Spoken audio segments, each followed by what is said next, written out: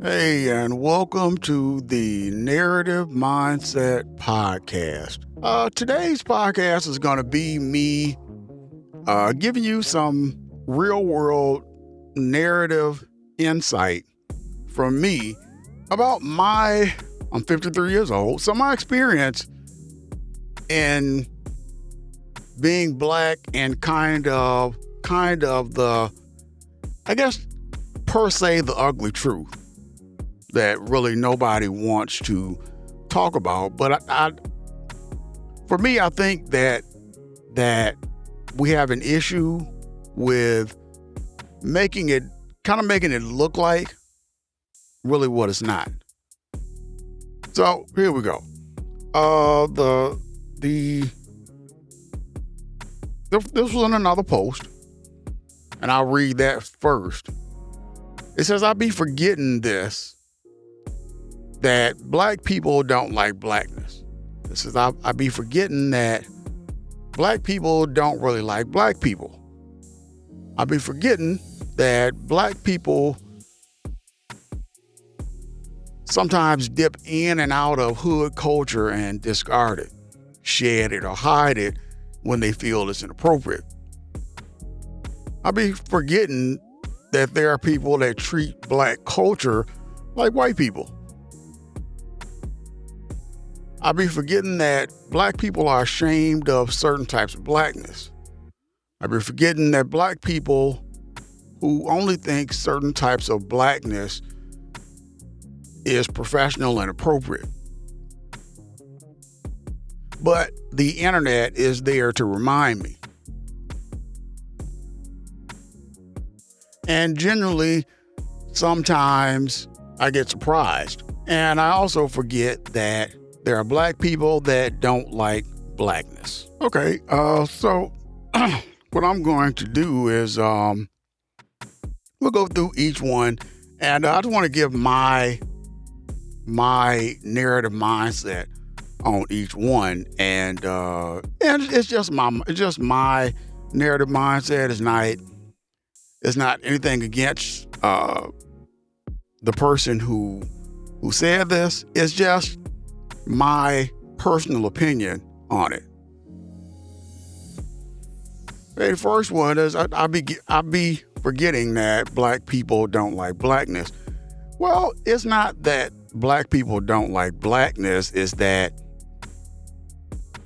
black people, and we're just talking about black people. This, number one, this exists in every race, right? Every race has a part of their race they don't like. You know, why? Because, those people aren't putting in the effort that it takes to just survive in life. Some of them, it's their fault. Some of it's not their fault. You got homeless people that are just, kind of mental or whatever. Then you got, so they're, kind of don't have a choice.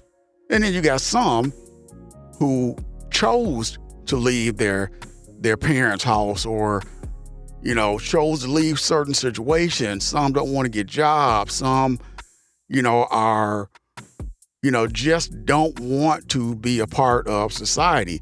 And, I'll be the first one to say that I don't like not only black people, I don't like people in any race that are in that group. It's like, either get up if you're not going to do nothing, or stay laying down. If that's your plan, don't get up if your plan is, to be a headache to whoever you run into.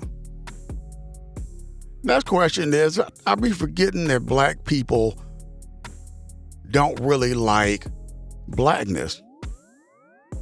I'm not really sure about that one. It's kind of, black people don't like blackness.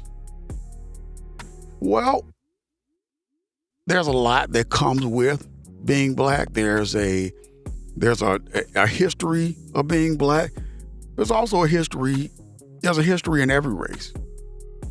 A history that that kind of makes you look at it like, if I had a choice, as a black person, if I had a choice, I'm going to go ahead and make an assumption that there wouldn't be too many people in the, I'm black and I'm proud line if we had a choice.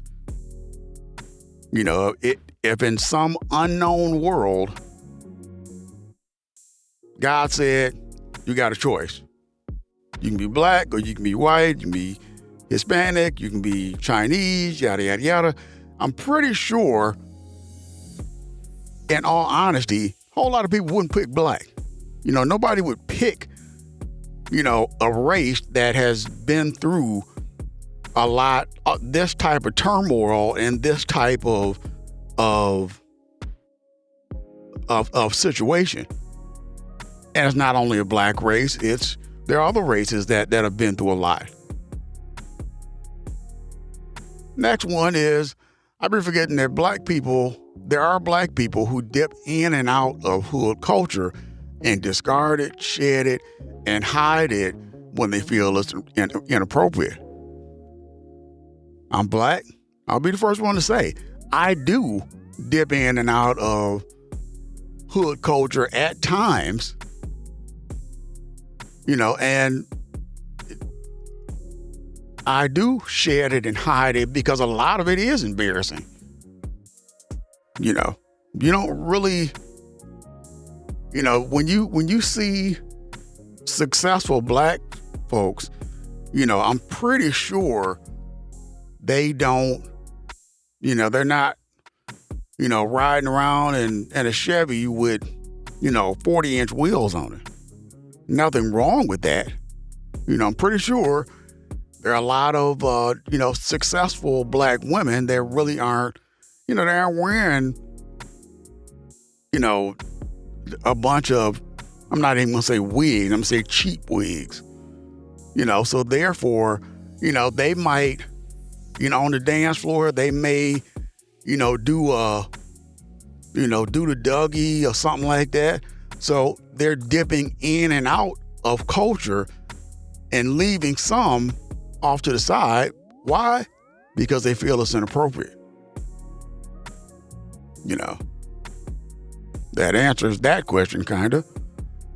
I've been forgetting there are people who treat the culture like white people.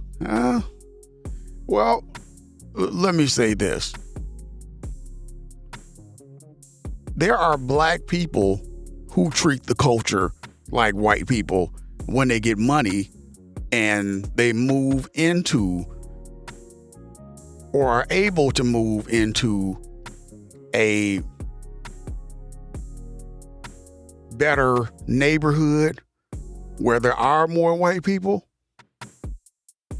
There are, I'm not sure what it's meant by treating the culture like white people, because if you want to ask me, if you really want me to be honest, black people treat the black culture worse than white folks. So, it's kind of hard to get offended with, a way that you feel that's been going on for, 300 years, when, your own culture treats its culture, almost just as bad or worse. So, that doesn't really make a lot of sense, and to take it even further, if we really want to be honest, how many black people have been killed by other black people?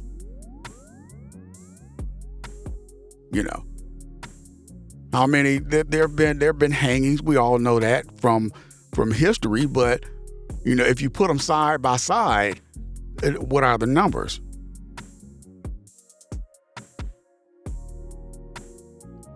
Next question is, I forget that it's black people who are ashamed of certain type of blackness. you'd be right. I'm black, and I am ashamed of certain type of blackness. And don't get me wrong, I don't have anything against the big wheel car culture. I have absolutely nothing against it. Nothing, but I don't know. I don't get, I don't get the donuts. That I don't get. You have fast car, and it's, and it's good. Some, you have some certain, black folks, Dunk Master, and them, he turned it into a business of racing, and created a lane for those cars and everything. All due respect to them, but a lot of it is to me, I would say, embarrassing. Even the cars that have logos on them, because that's copyright infringement. To me, that's embarrassing that you're promoting something that you're not making money off of. To me, it's embarrassing that, we, and it's up to everybody. It's your choice. But to me, it's embarrassing to have and I want to say this beforehand, I have a Mustang, brand new Mustang, and I live in an apartment. But it's embarrassing to have, I saw around the corner, there was a Bentley in an apartment complex. That's a little bit different, only because you can either get a Bentley or you can get a house. It's their choice. I'm not saying that they have to get a house. For me, my Mustang, it was, I could either get a house payment for, I don't know, $1,400, and that's just the mortgage, or I could get a car payment, $600 a month, and I don't have all the overhead and responsibility of owning a house. So that's why I chose that. That's why I chose that route. But, on to the next question. I forget that there are black people who only think a certain type of blackness is professional and inappropriate. I believe that there's a standard for being professional and appropriate, and I think that standard is just clean. I used to think it was a clean cut because I'm not into dreads or anything, but just a clean look. That's all I think professional is. It's just a clean look. Now it has changed a little bit. It has changed into t-shirt and some shorts or whatever, things that nature. But I believe professional has always been, a suit or some slacks and a button-up. Or, for women, whatever, nothing really revealing, something you could meet with the president in and you would feel comfortable. I believe that that's professional because you're meeting somebody. So I would think if you wouldn't wear it in a professional environment like that, then why do you think it's okay to wear it somewhere else where you think it's professional? If you're a woman, you meeting Michelle Obama, are you gonna have a half mile of cleavage hanging out and pasties and all that kind of stuff? Probably not. So if you're going somewhere else professional, then why would you wear it there?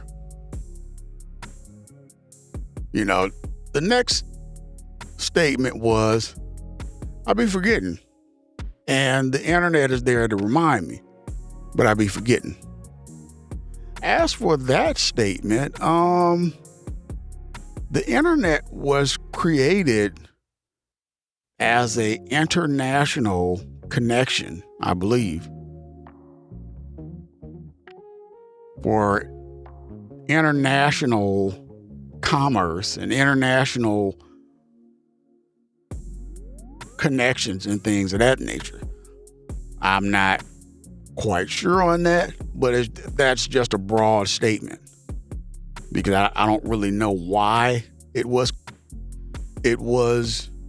invented, but I'm pretty sure it was for a international connection. And you know, it's kind of like, on one hand, you know, you're saying you're forgetting it. You're saying that you're admitting that you forgot. On the other hand, you're saying it's kind of blaming the internet. You know, I forgot about this, but thanks for showing it to me, you know, and like it's the internet's fault. It's not the internet's fault because the internet is a free tool for people to use. The internet doesn't do anything. The internet is just a I guess you would call it an entity. It's just there for you to use. You know, they're not the ones who are putting that stuff in front of people.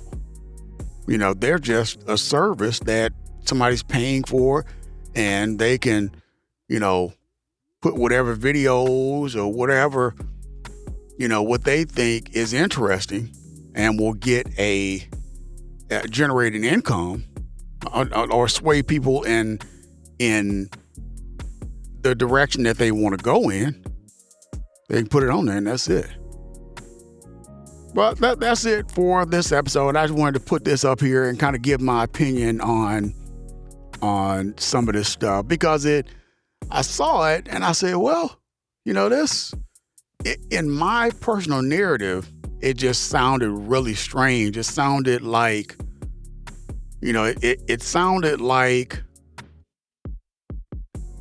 you know, it to me, if you want me to be really honest, it really seems like it gave black people a bad name. You know, like we're just, you know, we hate each other and, you know, because of this, and we're ashamed of this, and the internet is, you know, it's their fault because, you know, they keep putting it in front of us. It's like, none of that is true. You know, maybe underneath all of that, like I said, there are some systemic issues. There might be some behind the scenes stuff going on, but there's nothing that, unless it's top secret, there's nothing that we can technically say, you know, yeah, you know, this was put in place, yada, yada, yada.